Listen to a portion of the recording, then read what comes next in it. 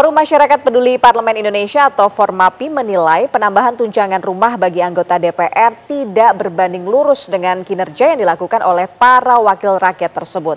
Pemberian tunjangan tiap bulan sebanyak 50 juta rupiah itu dianggap melukai hati rakyat yang sedang hidup dalam ekonomi yang susah. Kemudian DPR di tengah situasi serba sulit terkait dengan uang, baik pada negara maupun pada rakyat, mereka justru masih diberikan keleluasaan untuk mendapatkan tunjangan pengganti rumah dinas sebesar 50 juta per bulan. Ini kan yang ironis bagi DPR kita gitu ya. Bagaimana bisa mereka kemudian tanpa beban bisa menyetujui untuk mendapatkan fasilitas pengganti rumah dinas berupa uang pengganti sebesar 50 juta per bulan.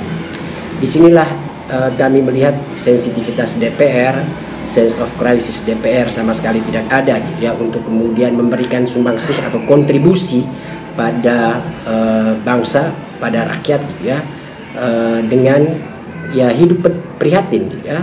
Misalnya tetap menggunakan fasilitas rumah dinas yang ada walaupun mungkin tidak sangat memadai, tapi kan tetap negara yang kemudian bertanggung jawab untuk melakukan pemeliharaan dan perawatan. Kenapa tidak justru mempertahankan fasilitas rumah dinas itu yang diputuskan oleh DPR untuk menunjukkan betapa mereka peduli pada kebutuhan pemerintah akan uang yang cukup banyak untuk membiayai program-program unggulan pemerintah.